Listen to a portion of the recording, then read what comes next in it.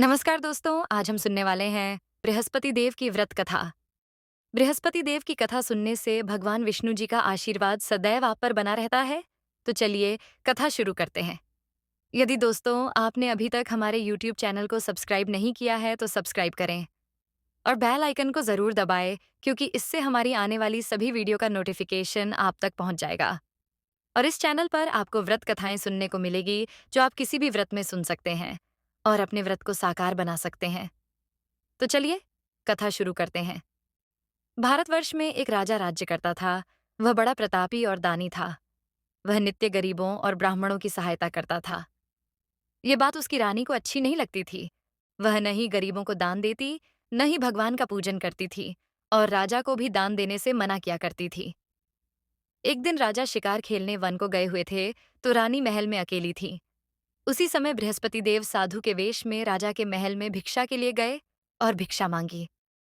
रानी ने भिक्षा देने से इनकार किया और कहा, हे साधु महाराज, मैं तो दान पुण्य से तंग आ गई हूं।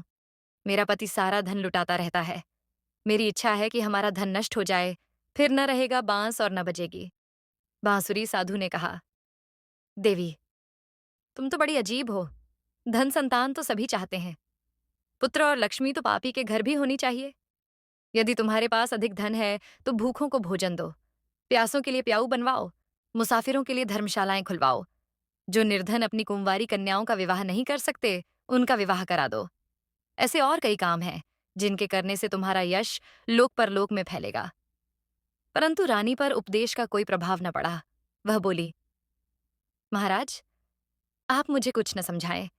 मैं ऐसा धन नहीं चाहती जो हर जगह बांटती फिरूं। साधु ने उत्तर दिया, यदि तुम्हारी ऐसी इच्छा है तो तथास्तु।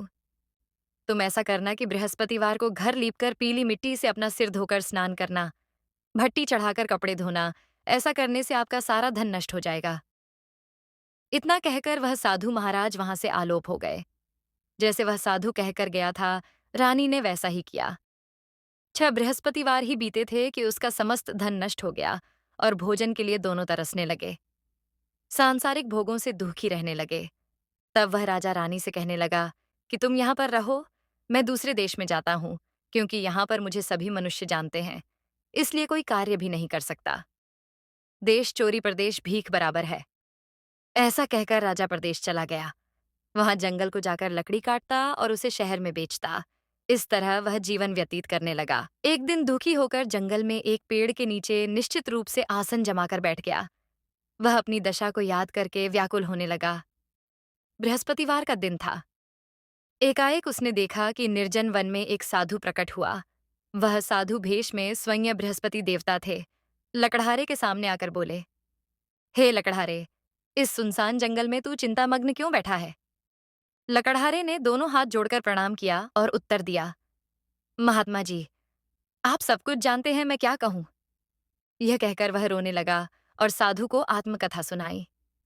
महात्मा जी ने कहा, तुम्हारी स्त्री ने बृहस्पति के दिन वीर भगवान का निरादर किया है, जिसके कारण रुष्ट होकर तुम्हारी यह दशा कर दी गई है। अब तुम चिंता को दूर करके मेरे कहने पर चलो, तो तुम्हारे सब कष्ट दूर हो जाएंगे और भगवान पहले से भी अधिक संपत्ति देंगे। तुम बृहस्पति के दिन पाठ किया करो। 5 रुपए के चने मुनक्का मंगवाकर उसका प्रसाद बनाओ और शुद्ध जल के लौटे में शक्कर मिलाकर अमृत तैयार करो।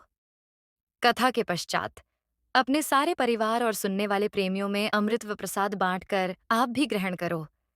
ऐसा करने से भगवान तुम्हारी सब कामनाएं पूरी करेंगे। साधु के ऐसे वचन सुनकर लकड़हारा बोला, हे प्रभो, मुझे लकड़ी बेचकर इतना पैसा नहीं मिलता जिससे भोजन करने के उपरांत कुछ बचा सकूं। मैंने रात्रि में अपनी स्त्री को व्याकुल देखा है। मेरे पास कुछ भी नहीं जिससे उसकी खबर मंगा सकूं। साधु ने कहा, हे लकड़हारे, तुम किसी बात की चिंता मत करो। बृहस्पति के दिन तुम रोजाना की तरह लकड़ियां लेकर शहर को जाओ। तुमको रोज से दुगुना धन प्राप्त होगा, जिससे तुम भली भांति भोजन कर लोगे तथा बृहस्पति देव की पूजा का सामान भी आ जाएगा। इतना कहकर साधु अंतर ध्यान हो गए। धीरे धीरे समय व्यतीत होने पर फिर वही बृहस्पतिवार का दिन आया। लकड़हारा जंगल से लकड़ी काटकर किसी शहर में बेचने गया। उसे उस दिन और दिन से अधिक पैसा मिला। राजा ने चना गुड़ आदि लाकर गुरुवार का व्रत किया। उस दिन से उसके सभी क्लेश दूर हुए। परंतु जब दोबारा गुरुवार का दिन आया, तो बृहस्पतिवार का व्रत करना भूल गया। इस कारण बृहस्पति भगवान नाराज हो गए। उस दिन से उस नगर के राजा ने विशाल यज्ञ का आयोजन किया तथा शहर में यह घोषणा करा दी कि कोई भी मनुष्य अपने घर में भोजन न बनावे, न आग जलावे। समस्त जनता मेरे यहाँ भोजन करने आवे। इस आज्ञा को जो न मानेगा, उसके लिए फांसी की सजा दी जाएगी। इस तरह की घोषणा संपूर्ण नगर में करवा दी गई। राजा की आज्ञानुसार शहर के सभी लोग भोजन करने गए, लेकिन लकड़हारा कुछ देर से पहुंचा, इसलिए राजा उसको अपने साथ घर लिवा ले गए और ले जाकर भोजन करा रहे थे, तो रानी की दृष्टि उस खूंटी पर पड़ी जिस पर उसका हार लटका हुआ था। वह वहां पर दिखाई न दिया। रानी ने निश्चय किया कि मेरा हार इस मनुष्य ने चुरा लिया है। उसी समय पुलिस को बुलाकर उसको जेल खाने में डलवा दिया। जब लकड़हारा जेल खाने में पड़ गया और बहुत दुखी होकर विचार करने लगा कि न जाने कौन से पूर्व जन्म के कर्म से मेरे लिए दुख प्राप्त हुआ है, और उसी साधु को याद करने लगा जो कि जंगल में मिला था। उसी समय तत्काल बृहस्पति देव साधु के रूप में प्रकट हो और उसकी दशा को देखकर कहने लगे, अरे मूर्ख, तूने बृहस्पति देव की कथा नहीं करी, इस कारण तुझे दुख प्राप्त हुआ है। अब चिंता मत कर, बृहस्पतिवार के दिन जेल खाने के दरवाजे पर 4 पैसे पड़े मिलेंगे। उनसे तू बृहस्पति देव की पूजा करना, तेरे सभी कष्ट दूर हो जाएंगे। बृहस्पति के रोज उसे 4 पैसे मिले। लकड़हारे ने कथा कही उसी रात्रि को बृहस्पति देव ने उस नगर के राजा को स्वप्न में कहा, हे राजा, तुमने जिस आदमी को जेल खाने में बंद कर दिया है, वह निर्दोष है। वह राजा है, उसे छोड़ देना। रानी का हार उसी खूंटी पर लटका है। अगर तू ऐसा नहीं करेगा तो मैं तेरे राज्य को नष्ट कर दूंगा। इस तरह रात्रि के स्वप्न को देखकर राजा प्रातःकाल उठा और खूंटी पर हार देखकर लकड़हारे को बुलाकर क्षमा मांगी तथा लकड़हारे को योग्य सुंदर वस्त्र व आभूषण देकर विदा किया तथा बृहस्पति देव की आज्ञानुसार लकड़हारा अपने नगर को चल दिया। राजा जब अपने नगर के निकट पहुंचा तो उसे बड़ा आश्चर्य हुआ। नगर में पहले से अधिक बाग, तालाब और कुएं तथा बहुत सी धर्मशाला, मंदिर आदि बन गई हैं। राजा ने पूछा, यह किसका बाग और धर्मशाला है? तब नगर के सब लोग कहने लगे, ये सब रानी और बांदी के हैं। तो राजा को आश्चर्य हुआ और गुस्सा भी आया। जब रानी ने यह खबर सुनी कि राजा आ रहे हैं, तो उसने बांदी से कहा कि हे दासी, देख, राजा हमको कितनी बुरी हालत में छोड़ गए थे। हमारी ऐसी हालत देखकर वह लौट न जाए, इसलिए तू दरवाजे पर खड़ी हो जा। आज्ञानुसार दासी दरवाजे पर खड़ी हो गई। राजा आए तो उन्हें अपने साथ लिवा लाई। तब उन्होंने कहा, हमें यह सब धन बृहस्पति देव के इस व्रत के प्रभाव से प्राप्त हुआ है।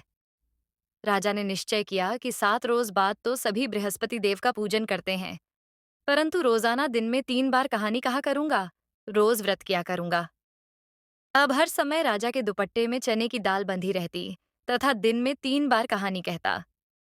एक रोज राजा ने विचार किया कि चलो अपनी बहन के यहाँ हो आवें। इस तरह निश्चय कर राजा घोड़े पर सवार हो अपनी बहन के यहाँ को चलने लगा। मार्ग में उसने देखा कि कुछ आदमी एक मुर्दे को लिए जा रहे हैं। उन्हें रोककर राजा कहने लगा, अरे भाइयों, मेरी बृहस्पति देव की कहानी सुन लो। वे बोले, लो, हमारा तो आदमी मर गया है, इसको अपनी कथा की पड़ी है। परंतु कुछ आदमी बोले, अच्छा कहो, हम तुम्हारी कथा भी सुनेंगे। राजा ने दाल निकाली और जब कथा आधी हुई थी कि मुर्दा हिलने लग गया, और जब कथा समाप्त हो गई तो राम राम करके मनुष्य उठकर खड़ा हो गया। आगे मार्ग में उसे एक किसान खेत में हल चलाता मिला। राजा ने उसे देखा और उससे बोला, अरे भैया, तुम मेरी बृहस्पति देव की कथा सुन लो। किसान बोला, जब तक मैं तेरी कथा सुनूंगा तब तक 4 हरैया और जोत लूंगा। जब अपनी कथा किसी और को सुनाना। इस तरह राजा आगे चलने लगा। राजा के हटते ही बैल पछाड़ खाकर गिर गए तथा उसके पेट में बड़ी जोर का दर्द होने लगा। उस समय उसकी माँ रोटी लेकर आई। उसने जब यह देखा तो अपने पुत्र से सब हाल पूछा और बेटे ने सभी हाल कह दिया। तो बुढ़िया दौड़ी दौड़ी उस घुड़सवार के पास गई और उससे बोली कि मैं तेरी कथा सुनूंगी, तू अपनी कथा मेरे खेत पर चलकर ही कहना। राजा ने बुढ़िया के खेत पर जाकर कथा कही, जिसके सुनते ही वह बैल उठ खड़े हुए तथा किसान के पेट का दर्द बंद हो गया। राजा अपनी बहन के घर पहुंचा। बहन ने भाई की खूब मेहमानी की। दूसरे रोज प्रातःकाल राजा जगा तो वह देखने लगा कि सब लोग भोजन कर रहे हैं। राजा ने अपनी बहन से कहा कि ऐसा कोई मनुष्य है जिसने भोजन नहीं किया हो। मेरी बृहस्पति देव की कथा सुन ले। बहन, हे भैया, यह देश ऐसा ही है। पहले यहाँ लोग भोजन करते हैं, बाद में अन्य काम करते हैं। अगर कोई पड़ोस में हो तो देख आऊं। वह ऐसा कहकर देखने चली गई, परंतु उसे कोई ऐसा व्यक्ति नहीं मिला जिसने भोजन न किया हो। अतः वह एक कुम्हार के घर गई, जिसका लड़का बीमार था। उसे मालूम हुआ कि उनके यहाँ 3 रोज से किसी ने भोजन नहीं किया है। रानी ने अपने भाई की कथा सुनने के लिए कुम्हार से कहा। वह तैयार हो गया। राजा ने जाकर बृहस्पतिवार की कथा कही, जिसको सुनकर उसका लड़का ठीक हो गया। अब तो राजा की प्रशंसा होने लगी। एक रोज राजा ने बहन से कहा कि हे बहन, हम अपने घर को जाएंगे, तुम भी तैयार हो जाओ। राजा की बहन ने अपनी सास से कहा। सास ने कहा, हाँ चली जा, परंतु अपने लड़कों को मत ले जाना, क्योंकि तेरे भाई के कोई औलाद नहीं है। बहन ने अपने भाई से कहा, हे भैया, मैं तो चलूंगी, परंतु कोई बालक नहीं जाएगा। राजा बोला, जब कोई बालक नहीं चलेगा तब तुम क्या करोगी? बड़े दुखी मन से राजा अपने नगर को लौट आया। राजा ने अपनी रानी से कहा, हम निर्वंशी राजा हैं, हमारा मुंह देखने का धर्म नहीं है और कुछ भोजन आदि नहीं किया। रानी बोली, हे प्रभु, बृहस्पति देव ने हमें सब कुछ दिया है, हमें औलाद अवश्य देंगे। उसी रात को बृहस्पति देव ने राजा से स्वप्न में कहा, हे राजा, उठ, सभी सोच त्याग दे, तेरी रानी गर्भ से है। राजा की यह बात सुनकर बड़ी खुशी हुई। 9वें महीने में उसके गर्भ से एक सुंदर पुत्र पैदा हुआ। तब राजा बोला, हे रानी, स्त्री बिना भोजन के रह सकती है, बिना कहे नहीं रह सकती। जब मेरी बहन आवे तो मुझसे कुछ कहना मत। रानी ने सुनकर हाँ कर दिया। जब राजा की बहन ने यह शुभ समाचार सुना तो वह बहुत खुश हुई तथा बधाई लेकर अपने भाई के यहाँ आई। तभी रानी ने कहा कि घोड़ा चढ़कर तो नहीं आई, गधा चढ़ी आई। राजा की बहन बोली, भाभी, मैं इस प्रकार न कहती, तो तुम्हें औलाद कैसे मिलती? बृहस्पति देव ऐसे ही हैं, जैसी जिसके मन में कामनाएं हैं, सभी को पूर्ण करते हैं। जो सद्भावनापूर्वक बृहस्पतिवार का व्रत करता है एवं कथा पढ़ता है अथवा सुनता है, बृहस्पति देव उसकी मनोकामना पूर्ण करते हैं। भगवान बृहस्पति देव उसकी सदैव रक्षा करते हैं। संसार में सद्भावना से भगवान जी का पूजन व्रत करके सच्चे हृदय से उसका मनन करते हुए जयकारा बोलना चाहिए। तो इसी प्रकार बृहस्पति देव की कथा संपूर्ण हुई। यदि कथा अच्छी लगी हो तो वीडियो को लाइक करो और ऐसी ही कथा सुनने के लिए हमारे YouTube चैनल को सब्सक्राइब करें।